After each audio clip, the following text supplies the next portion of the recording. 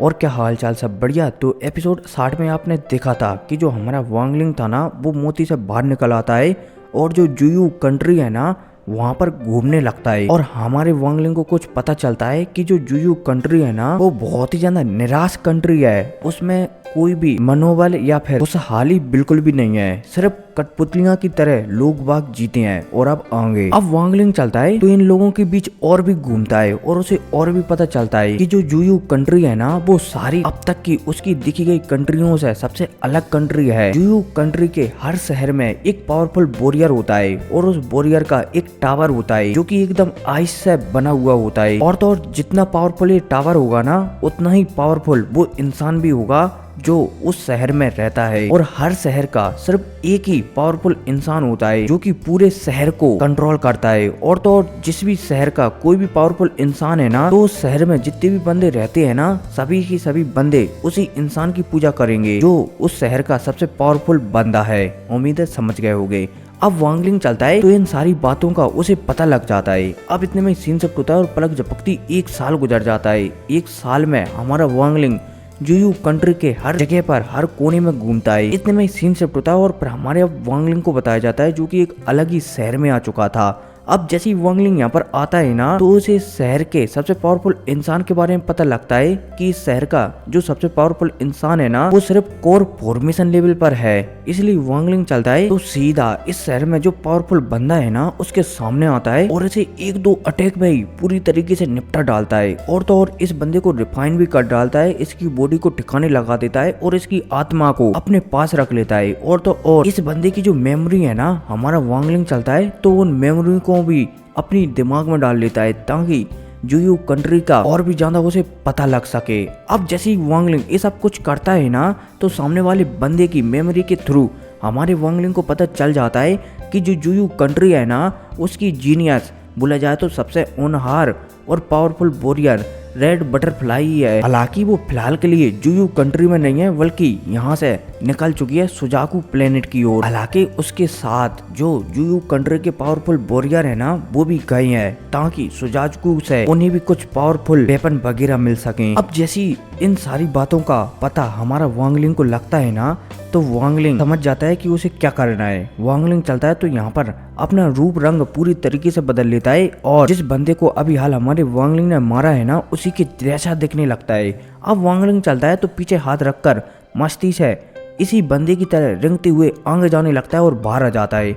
अब जैसे वांगलिंग बाहर आता है ना तो हमारे वांगलिंग को सामने 2 बंदे खड़े हुए देखने को मिलते हैं। इनमें से एक तो होती है लड़की और एक होता है लड़का। अब जो दोनों बंदे सामने खड़े हुए थे ना ये असल में 2 स्टूडेंट थे जो कि उसी बंदे के स्टूडेंट थे जिस बंदे को कुछ समय पहले हमारे वांगलिंग ने मारा है।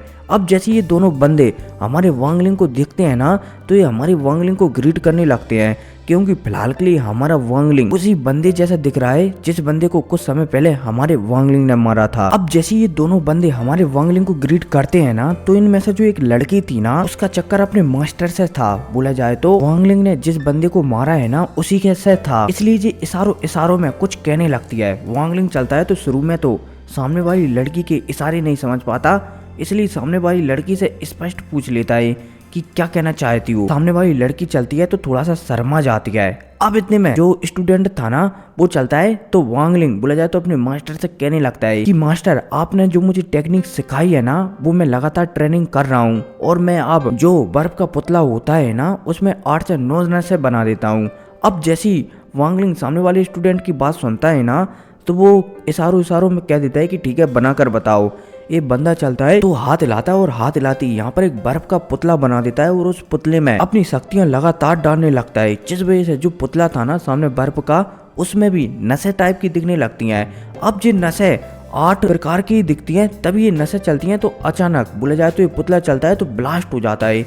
अब जैसे ही सामने वाला स्टूडेंट अपने बनाए हुए पुतले को ब्लास्ट होता हुआ दिखता है ना तो वो थोड़ा सा उदास हो जाता है और मास्टर से कहने लगता है कि सॉरी मास्टर आपने जो सिखाया है वो अभी तक मैं शायद पूरी तरीके से नहीं सीख पाया हूँ। अब भाई साहब सामने वाला स्टूडेंट ये कहता ही है तभी यहाँ पर एक और स्टूडेंट प्रकट होता है और जो एक और स्टूडेंट था ना ये भी जिस बंदे को हमारे वांगलिंग ने मारा था ना उसी का ही स्टूडेंट था और जो पहले नंबर का डिसाइबल था बोला जाए तो स्टूडेंट था।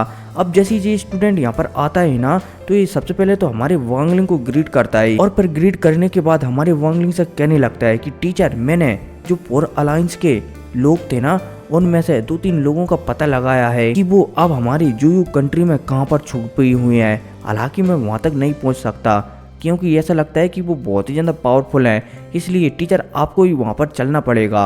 अब जैसे ये स्टूडेंट हमारे वांगलिंग से कहता है ना, तो वांगलिंग चलता है तो स्टूडेंट से कहने लगता है कि चलो मुझे वहाँ पर ले चलो। अब जैसे स्टूडेंट वांगलिंग की बात सुनता है ना, तो ये चलता है तो हमारे वांगलिंग को वहाँ की ओर ले जाने लगता है। अब हमारे वांगलिंग के साथ उसके जो दोनों स्टूडेंट है ना, वो भी पीछे पीछे जाने लगते हैं। अब जैसे वांगलिंग यहाँ पर पहुँचता है ना, तो यहाँ पर एक पहाड़ टाइप का बहुत बड़ा मैदान था। अब जैसे वांगलिंग यहाँ पर पहुँचता है ना, तो तीनों स्टूडेंट्सों से कह देता है कि तुम यहीं पर रुकना, मैं आगे जाकर देखता हूँ कि क्या गड़बड़ है। अब वांगलिंग चलता है तो आगे बढ़ जाता है। अब जैसे वांगलिंग आगे बढ़ता है ना, तो यहाँ पर वांगलिंग महसूस करता है कि मानो यहाँ पर कोई फॉर्मेशन चढ़ा हुआ है, लेकिन वांगलिंग चलता है तो सारे फॉर्मेशन को नजरअंदाज कर सीधा आगे बढ़ जाता है और सीधा गुफा के थ्रू बोला जाए तो गुफा के अंदर पहुंच जाता है। अब जैसे वांगलिंग यहाँ पर पहुंचता है ना, तो यहाँ पर उसे 2 बंदे देखने को मिलते हैं, जिनमें से एक बंदा तो यंग था और दूसरा बंदा बहुत ही ज्यादा बूढ़ा था। और जो दूसरा बंदा था ना, उसके चेहरे पर टैटू भी पड़े हुए थे। अब इतने में हमें बताया जाता है कि जो दूसरा बंदा था ना, जिसके चेहरे पर टैटू पड़े हुए थे, ये बंदा और कोई नहीं बल्कि वही बंदा होता है जो कि नकली रेड बटरफ्लाई को मारा था। अब जैसे ही वांगलिंग यहाँ पर आता है ना, तो यहाँ पर सबसे पहले एक यंग बंदा देखने को मिलता है, जो कि हमारे वांगलिंग को यहाँ पर रोकने लगता है। यंग बंदा चलता है तो हमारे वांगलिंग से कहने लगता है कि क्या बकवास है, पहले तो हमारी पूरी की पूरी 4 अलायंस कंट्री को तुम लोगों ने खत्म कर दिया है और हमारी 4 अलायंस वाली कंट्री पर कब्जा भी कर लिया है, और अब तुम यहाँ पर हमें मारने के लिए भी आ गए हो। अब जैसे ये बंदा जो कि यंग दिख रहा था, ये हमारे वांगलिंग से कहता है ना, तो वांगलिंग चलता है तो इसकी बातों को नजरअंदाज कर देता है, और इस बंदे के पीछे जो एक और बंदा जो कि बूढ़ा आदमी था, जिसके चेहरे पर टैटू पड़े हुए थे ना, उसे दिखने लगता है। अब जैसे वांगलिंग उसे दिखता है ना, तो कहीं ना कहीं हमारा वांगलिंग उसे पहचान लेता है। अब इतने में यहाँ पर जो यंग बंदा था ना, वो हमारे वांगलिंग की ओर दोबारा से दिखता है और कहने लगता है कि भले मुझे मार दो, लेकिन मेरी टीचर को छोड़ दो। यंग बंदा चलता है तो हमारे वांगलिंग के सामने झुककर उसे ग्रीट करने लगता है कि मुझे मार दो, लेकिन मेरी टीचर को छोड़ दो। अब जैसे ये यंग बंदा ये कहता है ना, तो इसकी टीचर की आवाज आती है कि सुनियो, तुम्हें इसे बंदे को ग्रीट करने की कोई भी जरूरत नहीं है, क्योंकि ये बंदा भी 4 अलायंस से ही है। अब जैसे ही ये यंग बंदा सुनियो अपनी टीचर की बात सुनता है ना, तो ये दोबारा से खड़ा हो जाता है और हमारी वांगलिंग की ओर देखने लगता है, और हमारे वांगलिंग के शरीर से कहीं ना कहीं थोड़ी बहुत 4 अलायंस की शक्तियां महसूस कर लेता है। अब जैसे ही ये यंग बंदा ये महसूस करता है ना, तो हमारा वांगलिंग चलता है तो थोड़ा आगे बढ़ता है और बुड्ढे को ग्रीट करता है। अब जैसे ही ये टैटू वाला बुढ़ा, हालांकि ये बुढ़ा नहीं दिख रहा है, एकदम जवान है, लेकिन स्टोरी में इसे बुढ़ा ही बताया गया है, एनिमे में इसे जवान बताया गया है, ठीक है। अब जैसे ये टैटू वाला बुढ़ा हमारे वांगलिंग को ग्रीट करता हुआ दिखता है ना, तो ये थोड़ा माफी मांगने लगता है कि मुझे माफ कर देना, मेरी ऐसी हालत नहीं है कि मैं आपको ग्रीट कर सकूं। हमारा वांगलिंग चलता है तो वो भी हमें से रिला देता है कि टेंशन मत लो, ग्रीट करने की तुम्हें कोई भी जरूरत नहीं है, तुम सीनियर हो। अब हमारा वांगलिंग चलता है तो सामने वाले टैटू वाले बंदे से कहने लगता है कि आप लोग यहाँ से जाते क्यों नहीं है, क्योंकि आपकी इस लोकेशन का पता जुयू कंट्री वाले लोगों को लग गया है, इसलिए हो सकता है कि वो तुम्हें मारने के लिए यहाँ पर आ जाएं। एक टैटू वाला बुड्ढा चलता है तो ये भी हमारी वांगलिंग की बातों को मना कर देता है कि मैं यहाँ से नहीं जाऊंगा। तुम्हें पता है क्यों? क्योंकि जो 4 अलायंस वाली कंट्री है ना, ये मेरा घर है, और मैं मेरे घर को छोड़कर किसी भी कीमत पर जाने वाला नहीं हूँ, भले ही मैं यहाँ पर मर जाऊँ। हालांकि मैं यहाँ से भाग सकता हूँ और भी ज्यादा पावरफुल होकर यहाँ पर वापस आ सकता हूँ, लेकिन ऐसा करने से क्या ही होगा, ये मेरी कंट्री है, ये मेरा घर है, इसलिए मैं यहाँ से किसी भी कीमत पर छोड़कर नहीं जाऊंगा। अब जैसे ही वांगलिंग सामने वाले टैटू वाले बुड्ढे की बात सुनता है ना, तो वांगलिंग समझ जाता है कि ये बुड्ढा बहुत ही ज्यादा संकी है और ये सच में यहीं पर मरना चाहता है, इसलिए वांगलिंग चलता है तो इस बुड्ढे को थोड़ी बहुत और सलाह देकर, साथ ही साथ गोली की एक बोतल देकर यहाँ से निकल जाता है। हालांकि निकलने से पहले हमारा वांगलिंग इन गोलियों के बारे में बताता है कि इस गोली से तुम रिकवर हो सकते हो और तो और यहाँ से सही सलामत निकल भी सकते हो, अब तुम्हारी मर्जी की तुम क्या करते हो। हमारा वांगलिंग चलता है तो यहाँ से निकल जाता है।